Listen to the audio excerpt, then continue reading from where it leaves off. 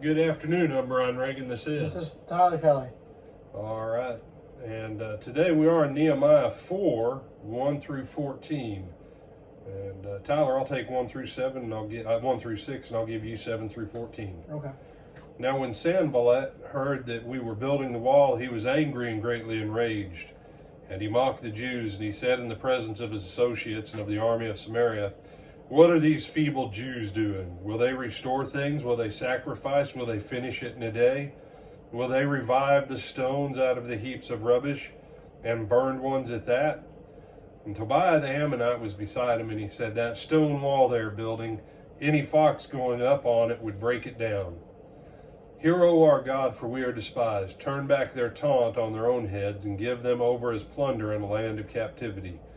Do not cover their guilt, do not let their sin be blotted out from your sight, for they have hurled insults in the face of the builders."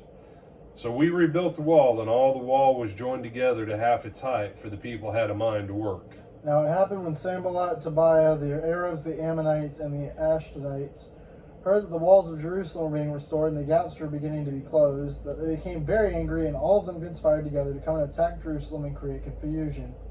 Nevertheless, we made our prayer to our God, and because of them we set a watch against them day and night. Then Judah said, "The strength of the laborers is failing, and there is much rubbish that we are not able to build the wall." And our adversaries said, "They will neither know nor see anything until we come back into their midst and kill them and cause the work to cease." So it was when the Jews who dwelt near them came, that they told us 10 times, "For whatever place you turn, they will be upon us." Therefore I positioned men behind the lower parts of the wall, at the openings, and I set the people according to their families, with their swords, their spears, and their bows. And I looked and arose and said to the nobles, to the leaders, and to the rest of the people, "Do not be afraid of them. Remember the Lord, great and awesome, and fight for your brethren, your sons, your daughters, your wives, and your houses." All right. So what struck you about that passage, Tyler, since you picked it?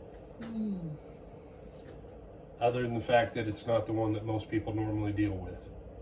Not necessarily. We don't really talk about 15 and how they were able to defend it, but I think it's the idea that they actually did go to God instead of either sitting and whining and complaining and saying, "We're going to get destroyed, we're going to get destroyed." It was like, no, yes, they're mocking us to our face, but let's go to God and pray to God that God will protect us and deliver us. And Nehemiah sets the men up because he knows that God is going to protect them and do right by them, and also at the same time he's reminding them what they're fighting for, and it's fighting for their city and for their families. And so that's what they do. And that's a good point. That's what verse 9.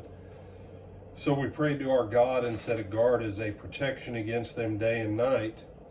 But this also goes with verse 6. We rebuilt the wall, and all the wall was joined together to half its height, for the people had a mind to work. You have to be willing, and this is one of those where we have to be careful. What people normally say, "You do your part, God does his part." I heard someone one time say, about the moving the mountain. "I prayed to God to move the mountain, and he gave me a shovel." Sometimes you got to do your part to move the mountain. And I'm thinking, man, that's horrible theology. First of all, God said, speak to the mountain, not take a shovel and dig it.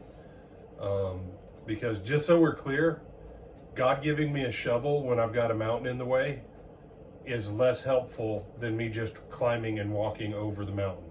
All right?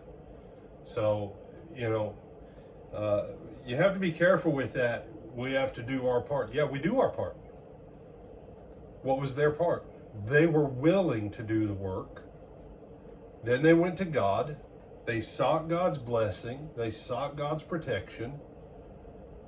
But always in the Old Testament, and we don't talk about this, God fights for his people. Like with Jehoshaphat. The people went out singing and praising, but they still had to go out. No, they didn't take weapons. And God turned the armies against each other. Gideon, they had some torches, some swords, and some clay jars. And they had a handful. I mean, they didn't even have a full platoon, y'all. Okay? But what? They had to show up. And when you look at the part of what man does in relation to what God does, it's a grace by faith thing. And Tyler's point's right. They sought the Lord, and then they took their place so that the Lord could bless them. And I think that's the thing that people miss, Tyler, when they say that you have to do your part for God to do His. Yeah, but change your wording on that.